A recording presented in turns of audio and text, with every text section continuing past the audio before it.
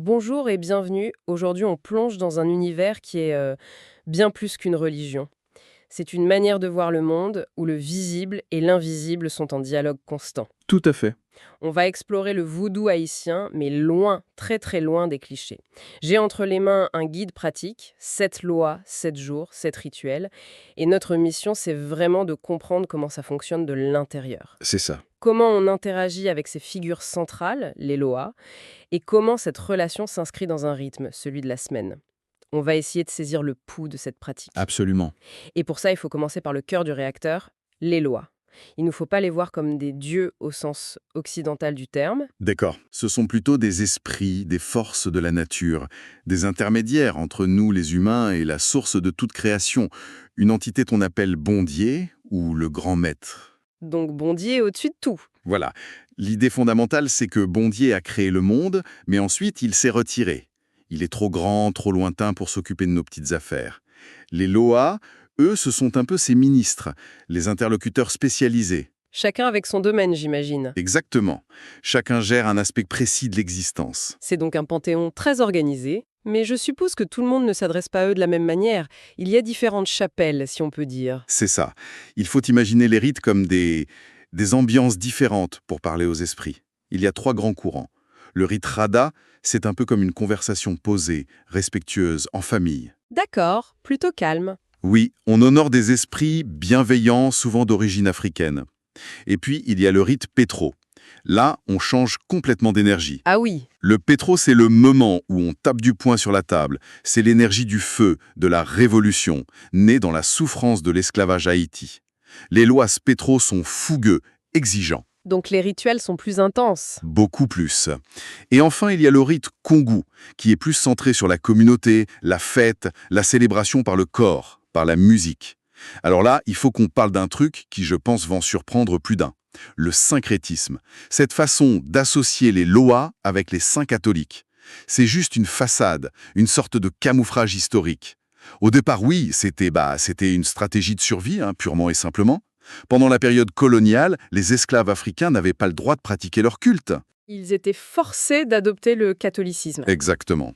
Du coup, pour continuer à prier leurs esprits, ils ont fait correspondre chaque loa à un saint catholique qui avait des attributs similaires.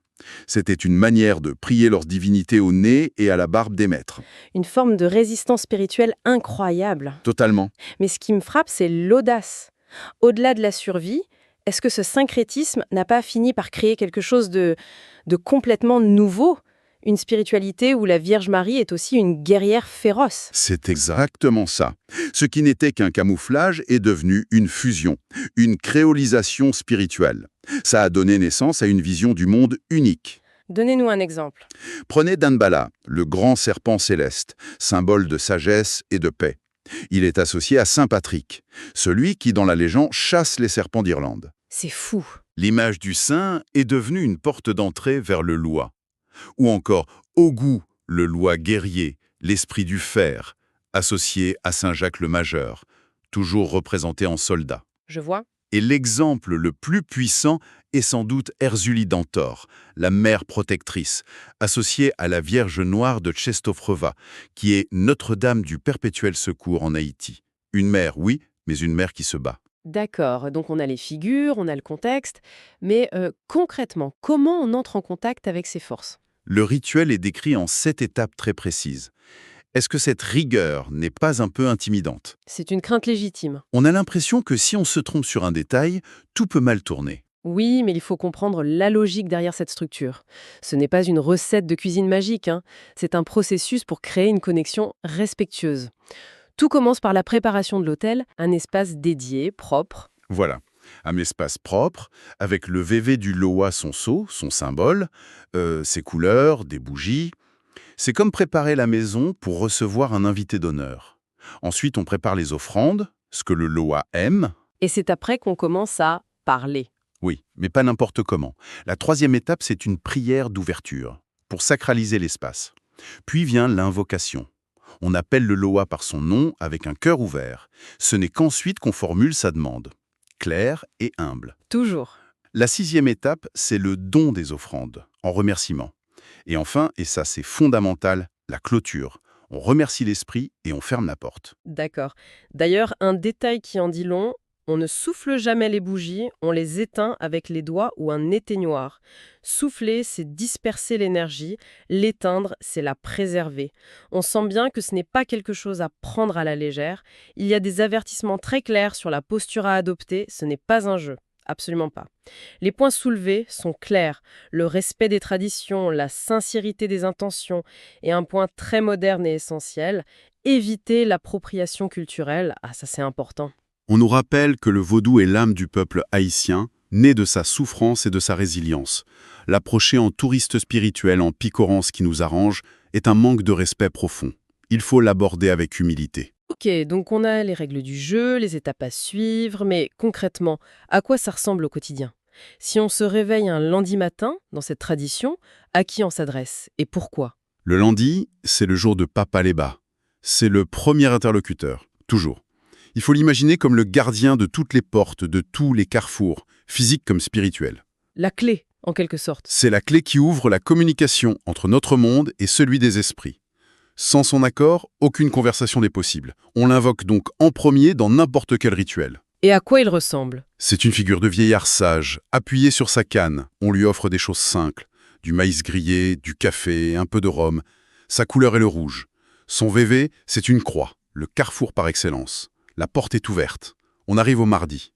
L'ambiance change. C'est l'archétype de la mère protectrice, mais dans sa version la plus farouche. Elle protège qui en particulier? Les femmes, les enfants, les familles monoparentales, tous les marginalisés. Elle est la force silencieuse, la rage contenue de celle qui défend les siens. Ces symboles sont le cœur transpercé d'un poignard. C'est une image forte, très forte. Ses couleurs sont le bleu et le rouge? Et ses offrandes sont à son image. Du porc grillé, du vin rouge fort, du piment. On ne vient pas la voir pour se plaindre, on vient lui demander la force de se battre. Et le jeudi. On quitte cette énergie de combat? Et comment? Le jeudi, on bascule dans un tout autre univers avec Erzuli Freda. C'est l'autre face d'Erzuli, l'opposé polaire de Dantor. C'est-à-dire? Freda, c'est la déesse de l'amour, de la beauté, du luxe, du raffinement. Elle incarne le désir, la séduction, l'art. Là où Dantor est une mère qui travaille dur, Freda est une reine qui aime les belles choses. Ah oui, le contraste est saisissant. Ses couleurs sont le rose, le blanc, le doré. Ses offrandes, c'est du champagne, des parfums, des gâteaux fins, des bijoux. Son vévé est un cœur très élégant, très stylisé. Elle nous rappelle que la vie, ce n'est pas que le combat. Voilà, c'est aussi la beauté et le plaisir. J'adore cette dualité. Ça montre une spiritualité qui embrasse vraiment toutes les facettes de l'humanité. On arrive au week-end. Le samedi, c'est... Ah Le samedi, on s'adresse au maître des cimetières, Baron Samedi. Ah là, on est loin des parfums et du champagne. très loin. Il est le chef des Guédés, les esprits des morts. Mais attention, il n'a rien d'un croque-mort sinistre. C'est un personnage haut en couleur. L'image qu'on en a, c'est le chapeau haute forme, les lunettes noires. C'est ça, le cigare au bec, le verre de rhum pimenté à la main. Il est le gardien du passage entre la vie et la mort, mais aussi un grand guérisseur. Car celui qui maîtrise la mort maîtrise aussi la vie. Il a l'air assez espiègle. Il est connu pour son langage extrêmement cru, son humour noir. Il incarne une vérité brute. La mort fait partie de la vie, alors autant en rire. Ses couleurs sont le noir, le violet et le blanc. C'est incroyable. On termine la semaine avec cette énergie explosive. Non, la semaine se boucle dans le calme et la sérénité. Le dimanche est le jour de Damballa, le serpent céleste. C'est l'un des lois les plus anciens, les plus purs. Le serpent, donc la sagesse. La sagesse primordiale, la paix, l'harmonie, la continuité de la vie. Il ne parle pas, il communique par des sifflements. Son énergie est apaisante. C'est le grand-père bienveillant du Panthéon. Et pour lui, les offrandes sont... Aussi pur que lui. Des œufs blancs, du lait, du sirop, jamais d'alcool. Ses couleurs sont le blanc immaculé et l'argent. Son vévé représente 2 serpents entrelacés, le symbole parfait de l'équilibre cosmique. pour conclure la semaine en se reconnectant à la source. Exactement, à la paix intérieure. Alors, quand on prend du recul, l'image qui se dessine est celle d'une spiritualité incroyablement vivante et en fait très structurée. Ce n'est pas une série de superstitions, c'est un véritable système de navigation pour la vie. C'est tout à fait ça. Chaque jour, on est invité à dialoguer avec une facette différente de l'existence. L'ouverture, la protection, l'action, l'amour, la mémoire, la vie et la mort. Et enfin la sagesse. C'est ça. Il ne s'agit pas de demander des choses comme un distributeur automatique. Il s'agit de s'aligner sur des énergies, de cultiver des qualités en soi en entrant en relation avec ses forces. C'est un chemin de transformation. En honorant au goût, on cultive son propre courage. En honorant Erzuli Freda, on apprend à s'ouvrir à la beauté. En dialoguant avec Baron Samedi, on apprend à dédramatiser la mort. C'est une psychologie spirituelle appliquée au quotidien, ce qui m'amène à la pensée qui me reste après cette exploration. On nous présente chaque Loa comme l'incarnation d'une force fondamentale, d'un archétype, le gardien, la mère, le guerrier. La question qui se pose alors, c'est que se passerait-il si dans notre vie de tous les jours, on choisissait d'entrer consciemment en dialogue avec ces grandes forces? C'est une excellente question. Qu'on les voit comme des esprits, des principes psychologiques à la Jung ou simplement l'héritage de nos ancêtres, qu'est-ce que ça changerait de nommer la force dont on a besoin et de s'adresser directement à elle?